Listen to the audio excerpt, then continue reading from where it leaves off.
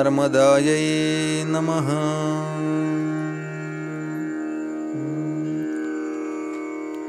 पतित पावनी पुण्य सलीला नर्मदा मैया के चरणों में हम बारंबार प्रणाम करते हैं।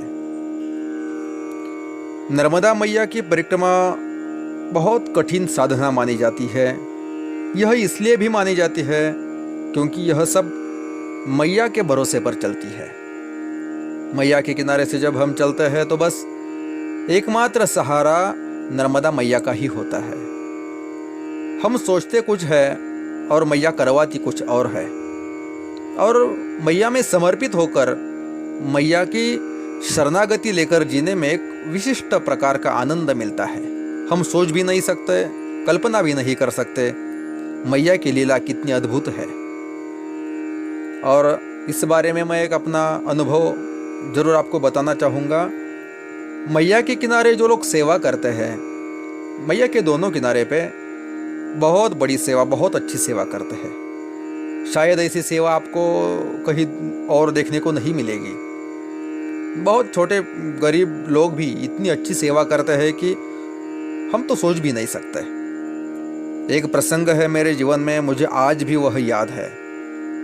वह घटना 2013 की होगी।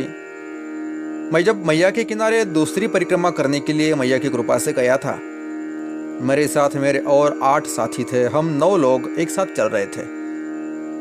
तो जैसे कि हम ओंकारेश्वर जी से निकले, आगे रास्ते में चलते चलते हम दही बेड़ा रुके थे। वहाँ से आगे हम छोटा बड़दा के पीछे रुके थे, और वहाँ से आगे सुबह जैसे भी उठे मैया का स्नान कर दी, मैया का स्नान किया, पूजा की और आगे चले। उस दिन तो एकादशी का व्रत था। हम सब वैष्णव, इसलिए एकादशी का व्रत तो सब लोग रखते थे। तो रास्ते में आज कुछ मिलेगा, क्या मिलेगा, मन में तो थोड़ा प्रश्न था ही, लेकिन सब मैया के भरोसे छोड़ दिया कि मैया तो सब करवा लेगी, हमें क्या चिंता। जैसे ही चाय पी के उस आश्रम से हम आगे चले, मैं तो सबसे आगे चल रहा था। मेरे साथ मेरे दोस्त संजय जी थे, मेरे गुरु भाई। हम दोनों आगे चल रहे थे, हमारे पीछे बाकी के साथ साथी और भी चल रहे थे। हम बड़ा बड़दा गांव के पास आ गए। मेरे जो साथी थे संजय जी, उनके जूते में कुछ मतलब वो टूट गया था, उसको सिलाने के लिए हम सोच रहे थे। जैसे कि गांव नज़दीक आ गया, हम गांव में प्रवेश ही करने वाले थे, तो हमारे बाई ओर एक बड़ा घर था, बड़ा मकान था, दूर तक उसका फैला हुआ आंगन, और उस मकान के सामने एक छोटा 2-2.5 साल का एक बच्चा हमारी ओर देखकर बड़े जोर से पुकार रहा था, बाबा जी, ए बाबा जी चाय, ए बाबा जी चाय। मैंने उस आवाज की तरफ देखा, शायद बच्चा हमें पुकार रहा है। सुबह की 9-10 बजे की घड़ी थी, 9 बजे थे शायद। तो मैंने सोचा ये बच्चा हमें पुकार रहा है, बाबा जी तो कहता है, लेकिन क्या बात है। मैंने जब देखा तो वो पुकार रहा था हाथ ऊंचा करके, ए बाबा जी चाय, ए बाबा जी चाय। मैंने सोचा बच्चा तो कुछ खेल रहा होगा, इतना छोटा बच्चा तो चाय के लिए नहीं बुलाएगा। मैंने उसकी तरफ अनदेखा कर दिया। हम आगे चले, और जैसे ही एक चप्पल का दुकान देखा, वहाँ वो चप्पल अच्छी कर दी, वहाँ भी हमने चाय पी ली। तब तक हमारे जो साथी थे बाकी के, वो सब पीछे से आ रहे थे। वो हमारे पीछे पीछे एक एक करके आ गए। हम वहाँ रुके, एक सज्जन ने सबको चाय पिला दी, और चाय पीने के बाद जैसे ही हम आगे चलने के लिए निकले, मुझे हमारे गुरु भाई शास्त्री जी, भगवान जी, उन्होंने मुझे पूछा कि देवा, आपको कुछ पुकार रहा था एक छोटा सा बच्चा? मैंने कहा हाँ, एक बच्चा तो था और बहुत आवाज़ लगा रहा था, बाबा जी चाय, बाबा जी चाय। वे बोले जी वही बात है, वह हमें भी पुकार रहा था। हमने सोचा कि क्या बात है, आपको पता हो?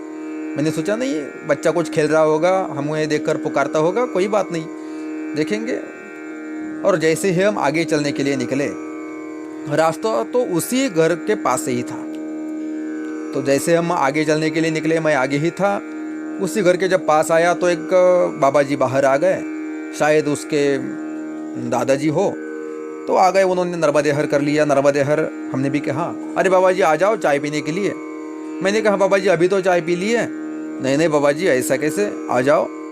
उन्होंने हमें जब इतना प्यार से बुलाया तो हम आगे गए, तो वो बच्चा वही खड़ा था। हमें देखकर उसने भी नर्मदेहर कर लिया, बड़ा अच्छा लगा। मैंने बाबा जी से पूछा, उस दादाजी से, दादाजी ये आपका पोता है? जी हाँ बाबा जी, ये मेरा पोता है। और थोड़ी देर पहले वो आपको आवाज़ लगा रहा था। हाँ जी हाँ, मैंने तो सुना था, लेकिन मैंने सोचा कि कोई बच्चा खेल रहा है। नहीं नहीं, ऐसी बात नहीं। मैं तो अंदर बैठा था, पूजा चल रही थी मेरी, तो मैंने ये तनु, इसका नाम तनु था, मैंने तनु को बताया कि कोई बाबा जी यदि निकल जाए, आगे चले, पैदल चलते हुए दिख ले, तो उनको पुकार लेना, चाय के लिए ज़रूर बुलाना। उस छोटे बच्चों को मैंने बता कर रखा था और वह चाय के लिए ही आपको पुकारता था, लेकिन आपने अनदेखा कर दिया। मैंने कहा बाबा जी ये तो मुझे पता नहीं था, हमसे गलती हो गई। नहीं नहीं बाबा जी ठीक है, दादाजी हमें कहने लगे। तब तक चाय आ गई, बहुत अच्छी मीठी चाय पीकर तृप्त हो गए। मन ही मन हम सोचने लगे कि इतनी छोटी उम्र में इस तनु को इतने अच्छे संस्कार दे रहे हैं। जैसे ही सोच रहे थे, उस दादाजी ने हमें पूछा, बाबा जी भोजन का क्या, भोजन कहाँ करोगे? मैंने कहा आगे जाके कहीं तो रोकेंगे, क्या बनाओगे कुछ? मैंने कहा बाबा जी सच कहूँ, आज बनाने के लिए तो कुछ मौका है ही नहीं, आज तो एकादशी का व्रत है, कहीं फलाहार मिल जाए तो अच्छी बात है। तब वे दादाजी बोले, अरे बाबा जी तो यही रुक जाओ, आगे चलकर आपको फलाहार कहाँ मिलेगा, तो ये तो हो नहीं सकता, आप यही रोको, मैं आपके लिए कुछ व्यवस्था करता हूँ। मैंने कहा नहीं बाबा जी, आपने इतनी अच्छी चाय पिला दी, इससे बहुत अच्छा लगा, और आप तकलीफ मत लीजिए।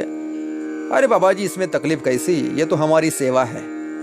और उन्होंने हमें रोक लिया और तुरंत अपने बच्चे को कहा कि बेटा गांव में जाकर कुछ वेफर्स वगैरह लेके आओ, आलू के चिप्स जो होते हैं वे लेके आए। वह बच्चा तुरंत गांव में गया, कुछ लेकर आया। तब तक उन्होंने आलू उबाल ले, और आलू उबालने से उनका बहुत अच्छा हलवा बनाया, मीठा मीठा हलवा जिसपे घी डाला हुआ था, और उसके साथ छाछ था, और इतना सब अच्छा सब फलाहारी चिवड़ा उसके साथ। ये सब मिलाकर उन्होंने हमें इतना 9 जनों को इतना पेट भर खिलाया कि बस वही हम तृप्त हो गए। सुबह निकले तो सोच रहे थे कि खाने के लिए क्या मिलेगा, लेकिन मैया ने इतना अच्छा फलाहार मिला दिया कि हम सोच भी नहीं सकते। लेकिन जाते समय मैंने उस बाबा जी से कहा, बाबा जी आपकी इस भोजन से तो हम तृप्त हो गए, लेकिन इससे बढ़कर आपके संस्कारों से हम बहुत ज़्यादा तृप्त हो गए। आप अपने छोटे पोते को, 2-2.5 साल का बच्चा है, इसको बता रहे हैं कि बाबा जी दिखे तो उसके लिए चाय के लिए बुलाना। इतनी बचपन से, जिस उम्र में बच्चा अपना खिलौना तक अपने साथी को नहीं देता, उस उम्र में आप इसको चाय पीने के लिए, भोजन करने के लिए इसके द्वारा परिक्रमवासियों को बुला लेते हो। इसके मन में ये संस्कार बहुत गहरे तक जाएंगे और ये पूरी जिंदगी भर सेवा करता रहेगा। दादाजी ने कहा यही तो बात है, मैया के किनारे ये सेवा हमें जब से हम होश संभालते हैं तब से सिखाई जाती है। उस दादाजी ने अपनी जो सेवा की परंपरा थी, अपने बच्चे और अपने पोते तक पूरी बहुत अच्छी तरह से संभाली थी।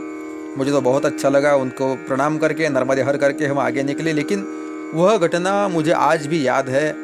वैसे ही कानों में आवाज़ गूंजती है, ए बाबा जी चाय, ए बाबा जी चाय, और उसके साथ उसकी वो छोटी सी वो मूर्ति सामने आ जाती है उस तनु की, जो हमें पुकारता था। बहुत अच्छा लगा। मैया के किनारे ये जो संस्कार है और इसके द्वारा जो सेवा होती है उसका तो कोई जवाब नहीं। इन छोटी छोटी घटनाओं के द्वारा ही मैया हमें समझाती है कि सेवा कैसी करनी चाहिए। बहुत अच्छे अनुभव मैया के किनारे मिल जाते हैं। ऐसे ही अनुभवों के साथ और भी हम मिलेंगे, जितना हो सके मैं आपको ज़रूर बता दूंगा।